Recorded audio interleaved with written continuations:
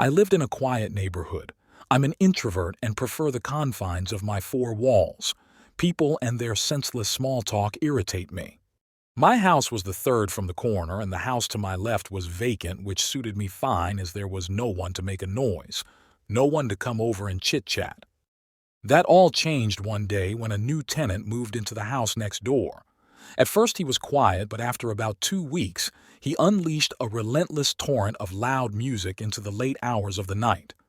Sleep became a distant memory, replaced by aggravation and mounting frustration. Night after night after night, I would lie listening to his loud music until I couldn't stand it anymore. I walked over to his house and knocked on the door. No response, just unbearably loud music.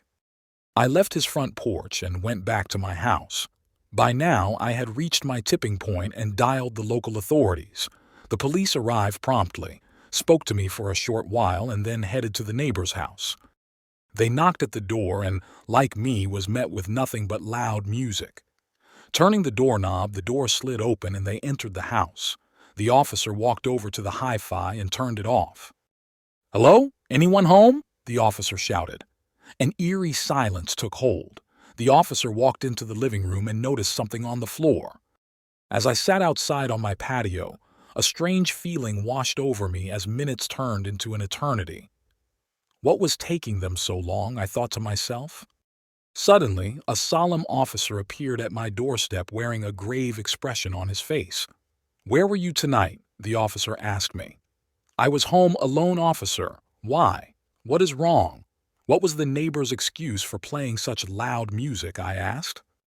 "Your neighbor was found dead in his living room," the officer said.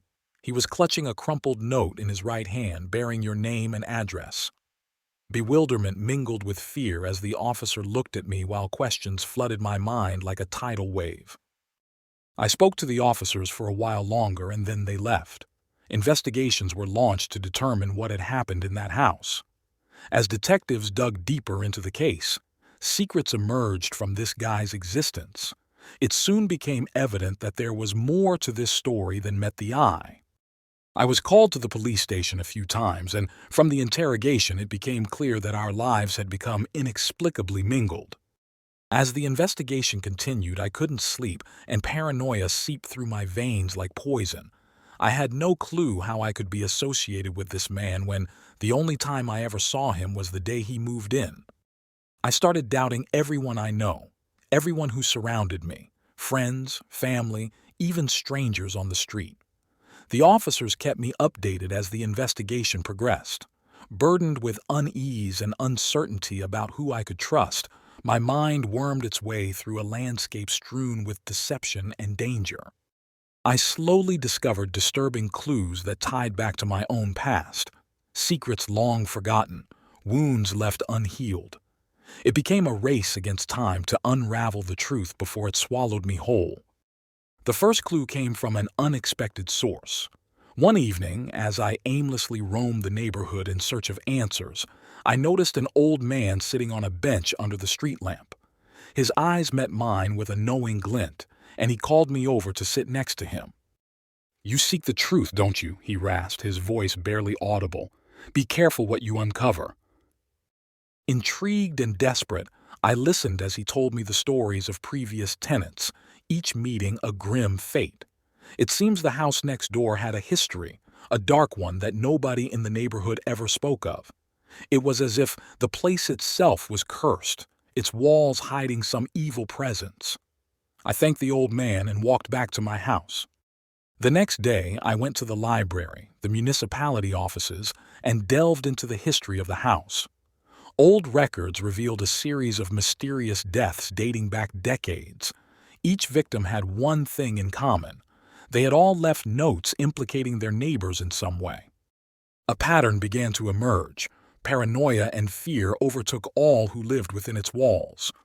One day I was cleaning out my attic when I came across a diary belonging to a previous tenant named Eleanor.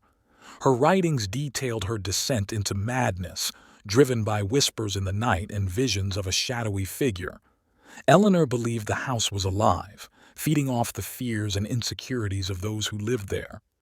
As I read her final entry, my blood ran cold.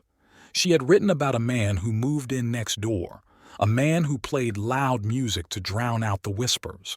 She described him in chilling detail, right down to the tattoo on his wrist, a symbol I recognized from the dead tenant's belongings. The realization hit me like a freight train. This wasn't just a random occurrence. It was a carefully orchestrated trap. The house was selecting its victims, manipulating events to create a cycle of suspicion and death. Haunted by my neighbor's death and driven by a thirst for answers, I embarked on a journey that would push the boundaries of my own sanity.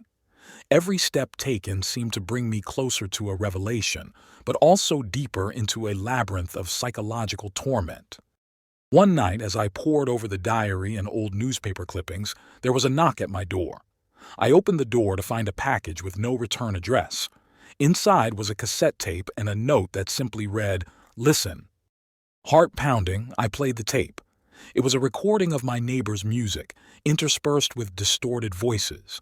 As I listened, the voices grew clearer, morphing into a singular, oh so evil entity that spoke directly to me. "You cannot escape," it hissed. "You are mine." In a heart-pounding climax, the pieces finally fell into place, revealing a shocking truth that rocked the foundations of my world. The house itself was the orchestrator, an ancient entity that thrived on chaos and fear. It manipulated neighbors, turning them against each other until each one met a gruesome end and then repeated the dark cycle. Everything had led back to me, connecting past and present in a sinister web spun with meticulous precision. The entity had chosen me as its next pawn, and I had unwittingly played my part. I drove to the police station and handed them the cassette. "Where did you get this?" the officer asked. "It was left at my front door last night," I told the officer. I also handed them the diary I found in the attic. The police, armed with my evidence and the testimonies of past survivors, finally organized an exorcism.